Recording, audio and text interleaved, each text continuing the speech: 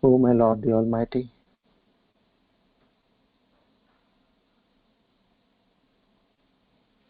we seek your grace and blessings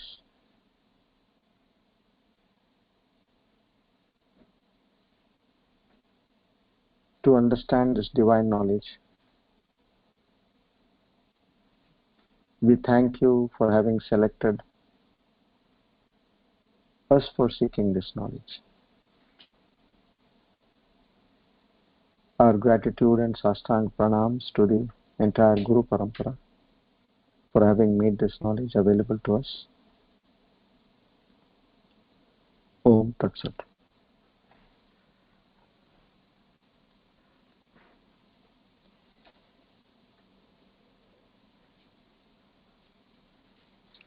Today we are on the Divine Discourse number 35, the 15th of May 2020, Friday, Sharvari Nama Samvatsar, Uttarayan, Vasant Rutu, Vaishakh Mas, Krishna Paksh, Ashtami.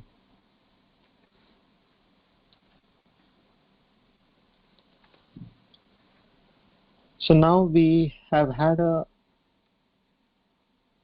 journey through the entire second chapter, which was the Sankhya Yoga, and which primarily spoke about numbers, the yoga of numbers, meaning what numbers? Those which are not my true self, which I, by non-apprehension of the truth or the reality, or by ignorance of this truth and reality, I have misunderstood, misconstrued myself to be somebody else, and I am continuously suffering.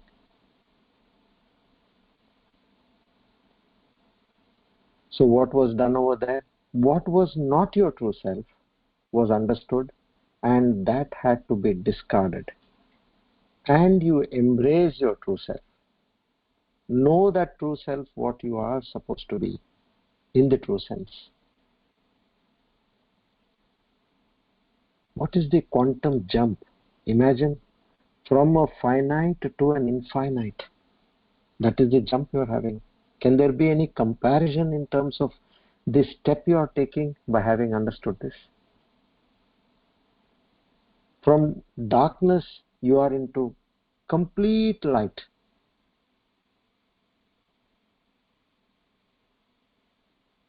So now the Lord says, yes, I did tell you in the second chapter about the Atma Jnana, then I told you about the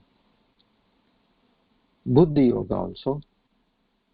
But eventually, now there may be a situation where you might not have understood.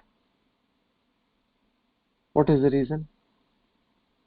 The reason is, like if you want a reflection, a pure reflection on, let's say, a surface of water.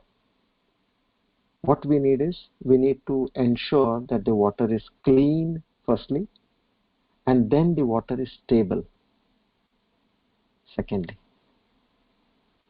So now here, what the Lord means is, in terms of giving this metaphor for us as water and the sun and the reflection, is your mind is like that water.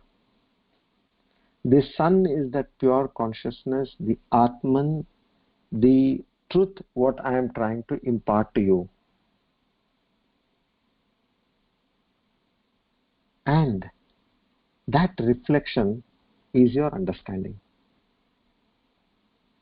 Now, if your mind is fugitive, if your mind is not stable, if your mind is filled with dirt and filth, obviously it will impact the reflection. So here, he comes out with this chapter 3, which is known as Karma Yoga, yoga of action. Very simple terms, yoga of action. Now, you should always bear in mind, and you should not forget, that whatever Lord Krishna is telling Arjuna is like he is telling Arjuna for the sake of telling Arjuna, but he actually means that he wants to give this knowledge to his devotees in Kali Yuga. And immediately after the Dwapar Yuga is the Kali Yuga. Immediately after the end of Mahabharata, Kali Yuga started. So what has exactly happened here is he wanted to take care of his devotees who are entering, who were on the borderline and who are going to enter this Kali Yuga. He wanted to tell them that you follow this, what I am telling you, and you be relieved of all your suffering, your emotions, your frustrations, your agitations. And this I am giving only to a rare few. And in future also he tells. In fact, in the second chapter he has already mentioned. He says this is a wonder. We read about this. No? It's a wonder. He says there is somebody telling that is a wonder. People who are listening also to this, it appears as a wonder. And then the wonder is that some people, even if it is told, they don't understand. It is a wonder. And some people just ignore this. That too is a wonder. So we have to come under the category where we are eligible. That is why we are given this. And we are consistently listening, which means we have all the qualities to grasp this knowledge. And once you put into use, from the moment you put into use, it will start showing the results. Not that, okay, you do this now and you wait for 1 year or you wait for 2 years, then it will give you the result. No. Peace is that first thing will start sitting in. So here Lord Krishna, he says, now Arjuna, I'm going to tell you about this. Listen carefully. Karma Yoga is about your duty. You are doing so many things already in your life. I'm not asking you to change anything initially. You just continue whatever you're doing. But I want you to have an understanding behind what you're doing. That's all. In very simple terms, he comes on these lines.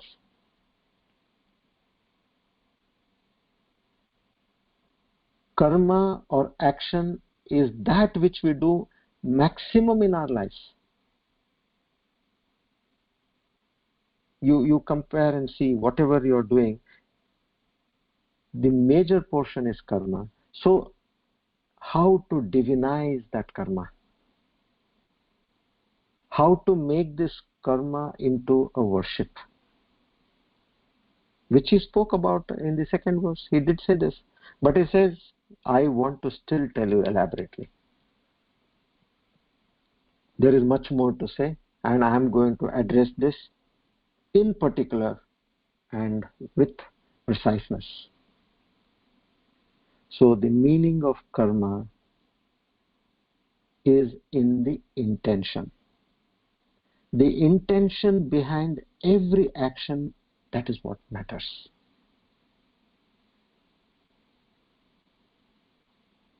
The job may look something, it may look the same when two people are doing it. But with what intention those two people did, that defines the karma, and according to the karma, you have the result of the karma, which is pap or punya. And based on the result of the pap or punya, then you also create your vasanas. Then eventually you will get another birth to experience the good effects of the punya, which will come in terms of happiness and pleasure, and the bad effects of your pap, which will come in terms of misery and suffering. So this is the cycle. So now here Lord Krishna is more interested in we becoming one with him. So for that now, if this is this rule book where whoever does a karma has to experience all the good and the bad, it cannot be negated against each other. If that is the case, then when will my account stop? See, today you have a capital, and from that capital which has been earned for millions and millions of birth, a bundle of your bad and your good, which is in that capital, you're on a balance sheet. Now you're further adding every life to it, isn't it? So now I want to stop somewhere. Forget about what is there as in my balance sheet till date, but henceforth whatever I'm doing is further adding back to the balance sheet. I don't want that to happen. So that secret is going to reveal over here. And not only that, he is also going to tell us the secret where we can swap this karma, what we did, by not converting it into pap or punya, swap it for the purification of your mind. Which means now we want the reflection in that water. I gave the example, the mind is like water. If the reflection has to be clear and bright, the water has to be clean. So he says, here I'm going to teach you how you can cleanse that water, that is your mind, and see that you are able to understand this, and then eventually, like it should be a child's play for you, where you close your eyes and you sit. You should be able to get clinged to that super consciousness. Even with your eyes open, you should be able to get clinged. He says that is the level to which I want to bring you all. Practice Karma Yoga.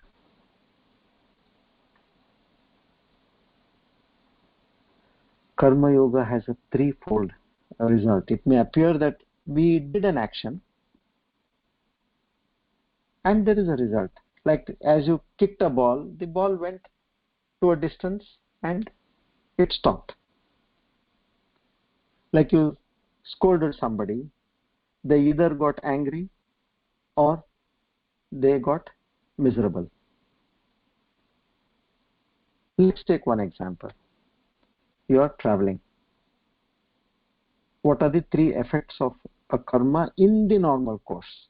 So anything we do should not be taken lightly. So I'm just trying to give you a metaphor and trying to explain in much more detail how seriously one should be while doing any action in life.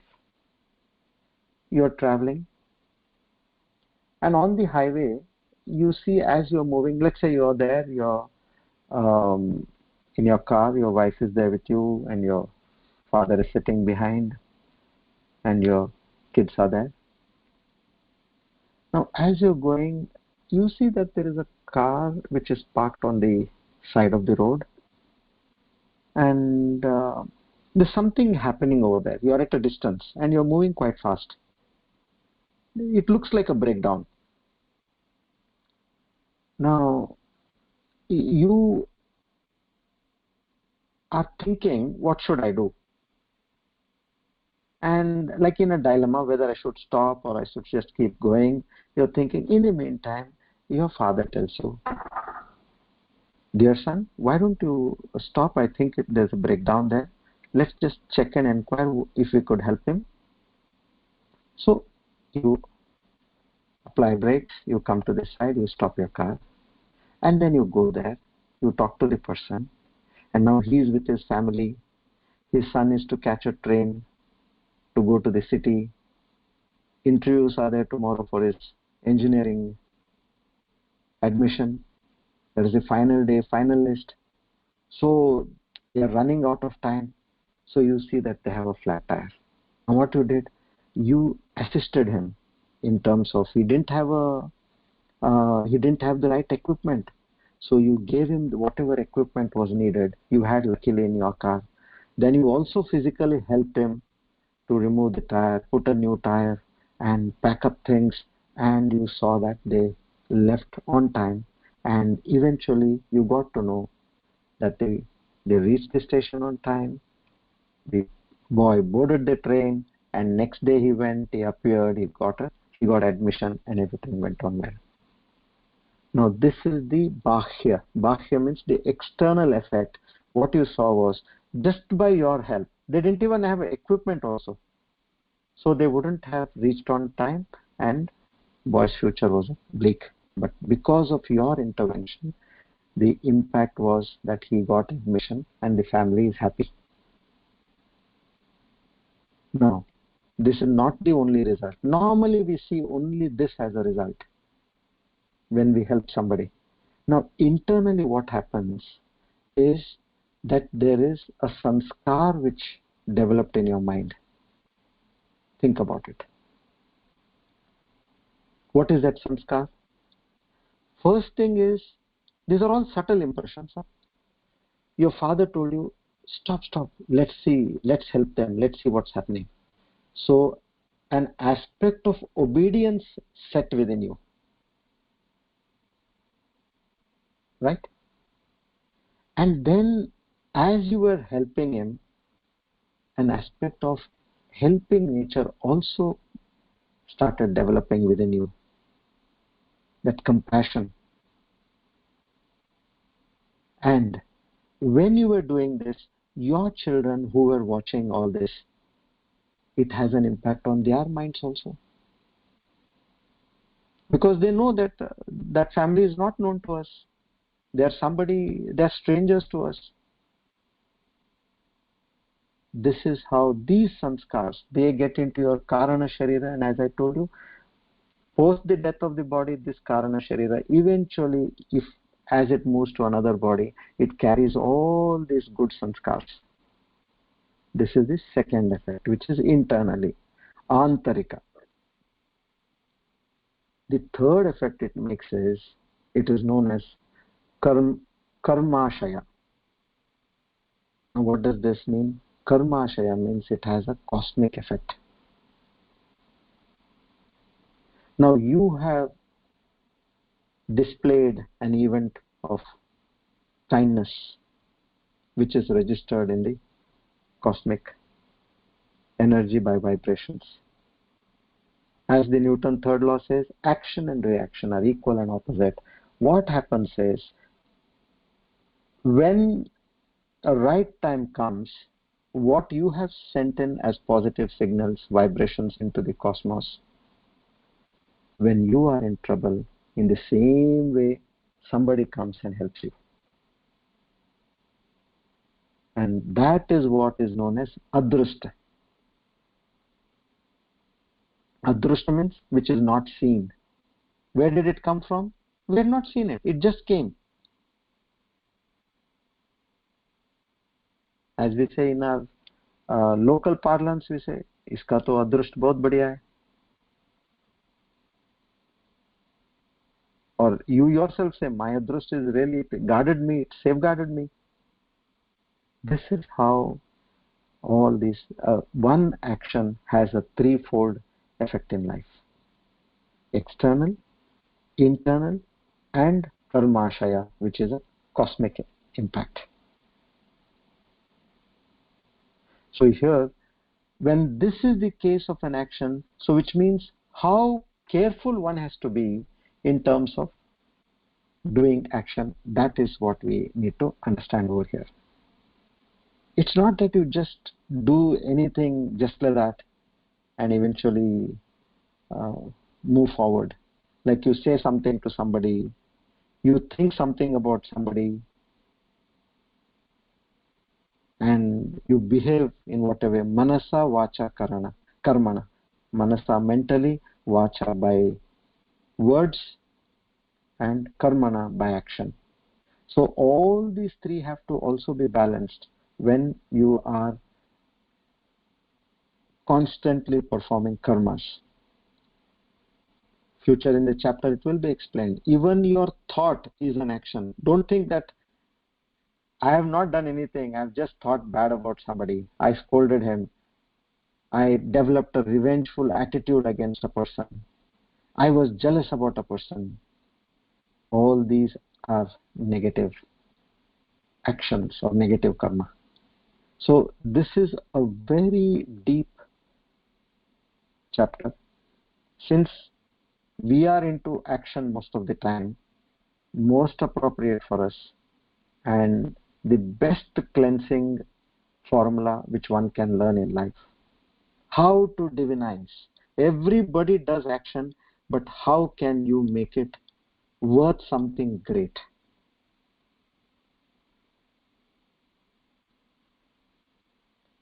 There's a textile mill, huge capacity, large scale. And there, they have some problem with the production. Now, the initial first phase of the production unit, that has got a technical snag. There are about 3,000 workers in the factory. And imagine what is the size of the rest of the aspects in terms of expenditure to the company. Now here, the production manager is trying. Day one, nothing happens. Then the production director comes in. He is trying, nothing happens. The third day, the seniors management, they come in. The MD, CMD, everybody is into this because now it's already 3 days, the factory is shut. And it is the festival time. They have to meet out the orders. Otherwise, they lose on business. Markets are coming down. Huge quantity of stock also lying. All well planned to meet their orders. But now this kind of a snag is really hitting them hard. Now then, many have come, they tried, they're somehow not able to take care of it. One of the production managers says, I know one person, probably let's try with him. He's very intelligent, but he normally does not come for work nowadays. He's retired. Says, please go beg with him and see if he can come. Let's try, what's the harm? Okay, that person, the production manager, goes to his house and pleads with him, and the technician comes.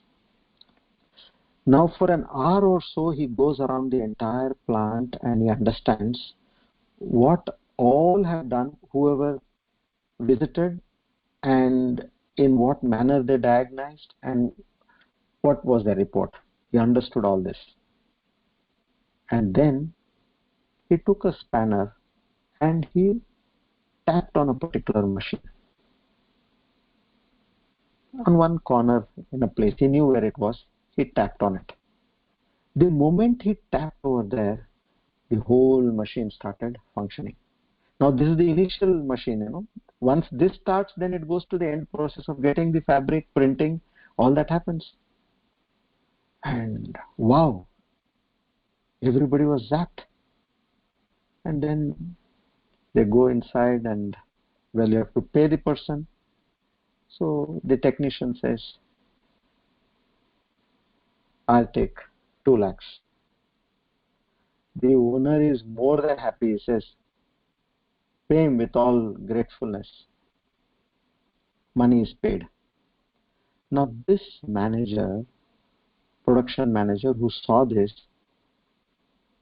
he got a little upset. And later on he goes and fights with the management and he says, you people, when we are toiling over here, my mechanics, they with a hammer and a spanner, they hit this machine 200 times a day. And you pay them just 300 rupees a day. And this person who was there for hardly 1.5 hours, he took away 2 lakhs and went. And you happily gave him. This is unfair. The production manager is fighting. Now there are a bunch of 50 jokes also behind him to support his version. Then the MD of the company says, see, I I don't doubt you people hammering or hitting 200 times a day. You people also tap, but he also tapped. He tapped with knowledge. That is the reason I gave him this prize. When you tap, you just tap. There is action, that's all. But what was the outcome? Did I stop you from repairing this? But he has that knowledge where to tap. So action plus the right knowledge takes you altogether to a different level. That is what is to be understood over here. So when we are doing any action, how we could divinize that action to get this kind of a multifold benefit,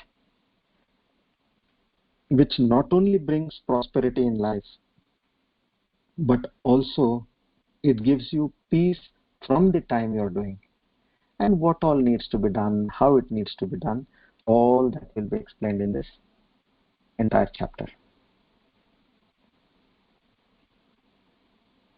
So now let's move forward. We'll start with chapter 3, Karma Yoga, verse 1 and 2. We'll read together. Okay. Please repeat after me. Arjuna Uvacha Jayasi Chet Karmanaste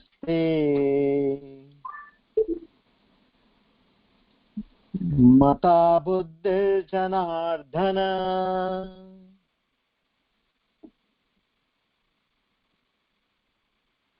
Tat Kim Karmani Ghore Mam Niyojayasi Keshava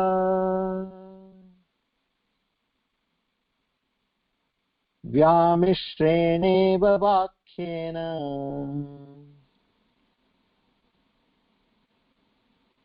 Buddhim Mohayasiva Me Tadekam Vadanishchitya Yena Shreyohamapnuyam.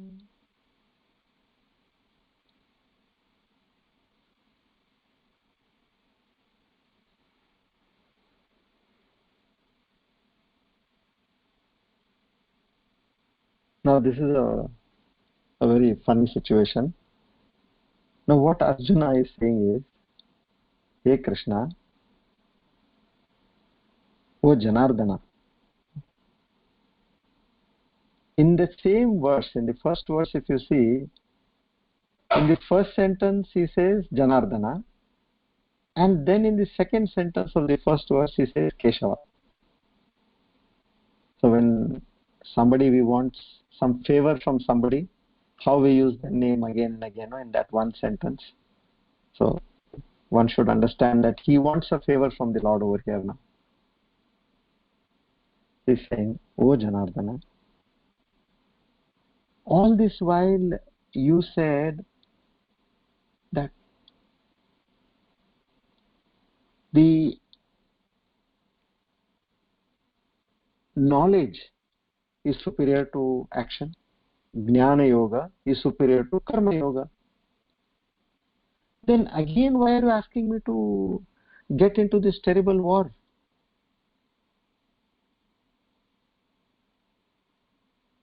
Krishna, then again, like Keshava, please, yaar, you know me, you are my brother-in-law, you are my childhood friend, you are my buddy, Langotia, sab he says. You know me so well. Why should I find? For him, Krishna, he's stuck with that Dronacharya and Bhishma Pitamaha and the other cousins. He doesn't want to fight with them. He's still, somewhere he's trying to find a chance. If I can wriggle out, let me wriggle out. Let me not fight. He says, see, you said no earlier. Now why are you again changing? please tell me what is good for me.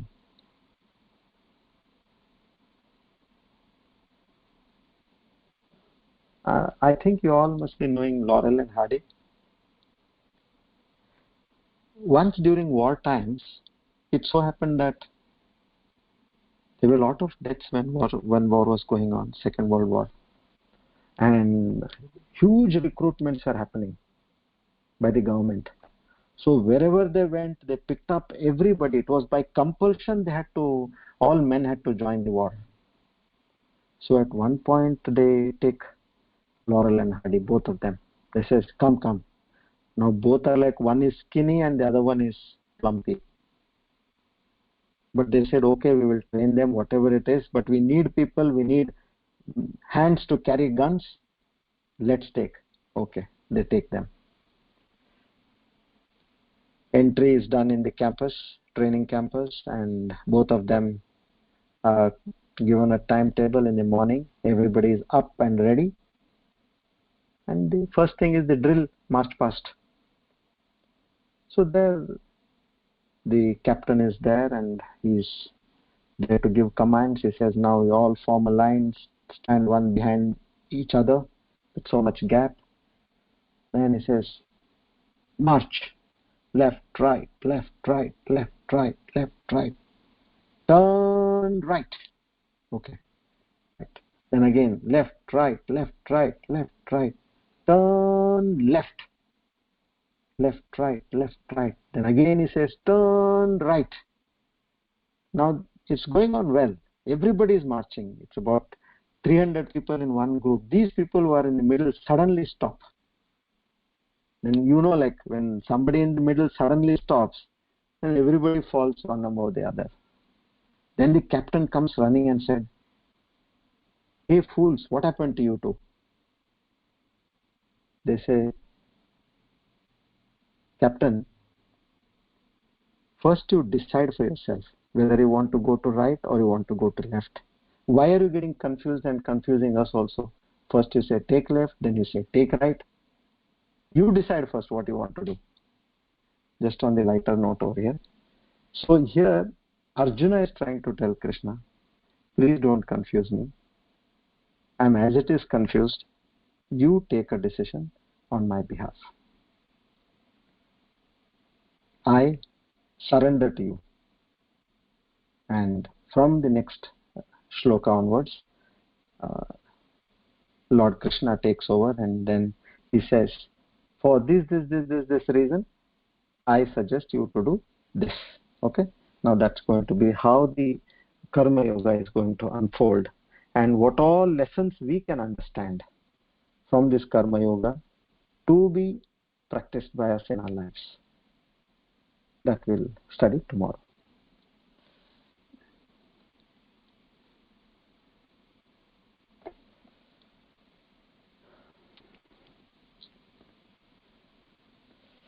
Now shall we start a meditation?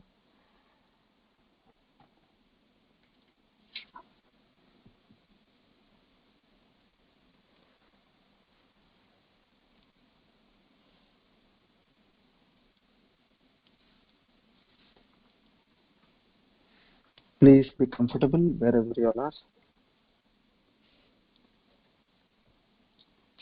If anybody has some questions on this meditation, you all can immediately ask me now so that it will help you and others as well in terms of having an effective meditation. Whatever you all have done, if you all want to say something, let's do this in a couple of minutes.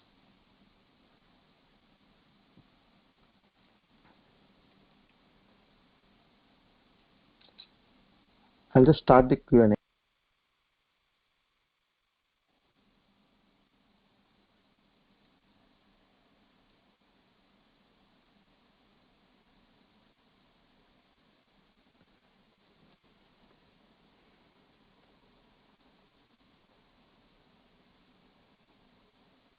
So I presume all okay? Okay. If it's all okay, please type all okay.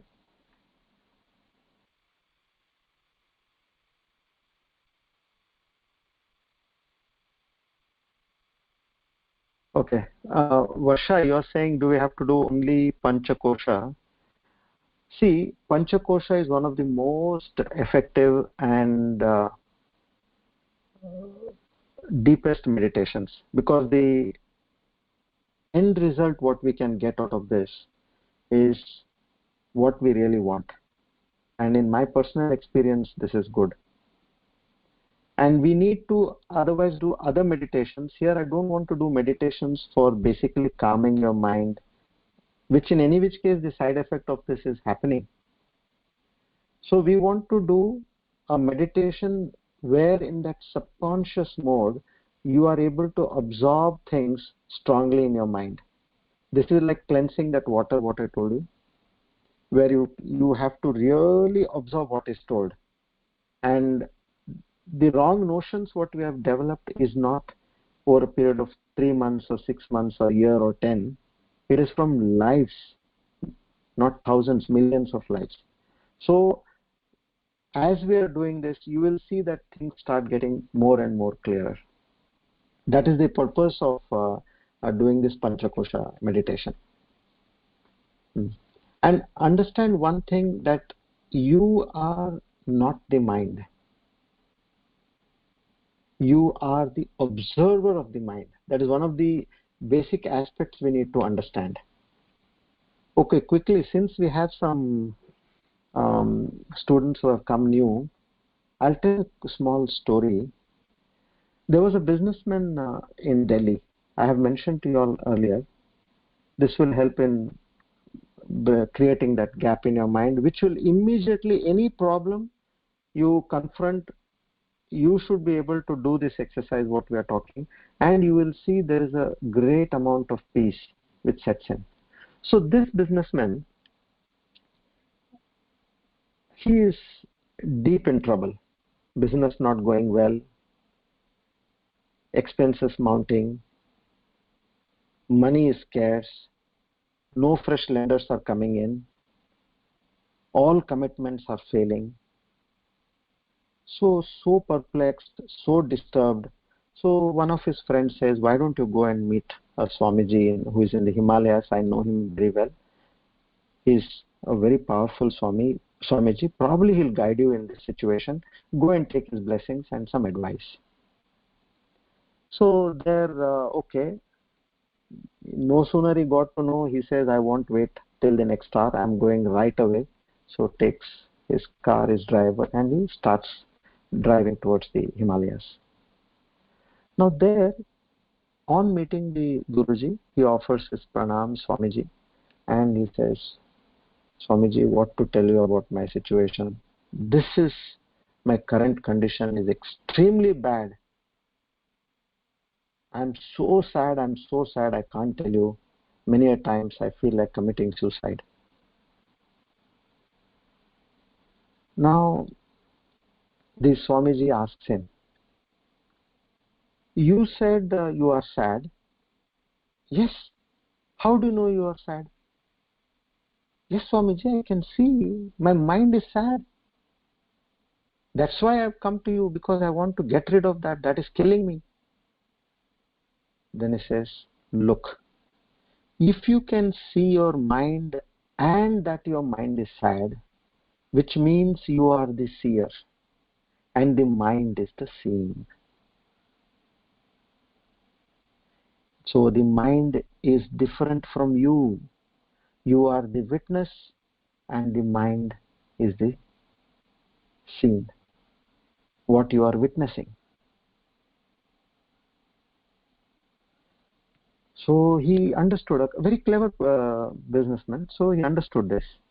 And then he went back to his place and he was working fine. Now things changed over a period of time. So after 2-3 months, like everything was in more or less in place, he was feeling very happy. So as he was happy, that gratitude also set in him. So he said, let me go and offer my prayers and also tell Swamiji that because of his guidance, I was able to tide over such a drastic situation in life. So he goes back and he tells Swamiji, Swamiji, I'm so happy I met you. Now my mind is, I'm feeling happy and I'm really feeling good. He says, no, you are not happy. Your mind is happy and you are the witness of that happiness in your mind. Remember, the mind is an object. It is the seen. You are the seer. You are the witness and the mind is the witnessed, ED. So always have this attitude that mind is different from you. Create that gap. And who is that onlooker? That pure consciousness within you, which is giving life to all the other organs of the body, which are just objects, and they are gross objects. They don't have life of their own. Sthula, what we call, they're gross. Now we have identified ourselves so much with the mind, because the mind can only survive when it keeps giving us pain, sorrow, frustration, anxiety. This is how it gets stronger and stronger. But you are not that. You are that consciousness which is there. This is what the Upanishads are again and again and again. They're shouting and yelling, hey Baba, why are you considering yourself as the mind? You are not the mind. Upgrade yourself. You are that consciousness within yourself. So this cannot go by telling once. So you need to keep telling your mind in a very calm way. See how lovingly we do this meditation. Like, as you're telling a child, Arey Baba, aisa hai, vaisa hai. Huh? We are doing it with a lot of care and love. So in the same way, we have to do this meditation. Tell your mind, you are not this, you are not this. You are just instruments. As I'm using the mobile, as I use my footwear, as I use my book, as I use my laptop, that's all. These are all instruments to that consciousness which is immortal and eternal.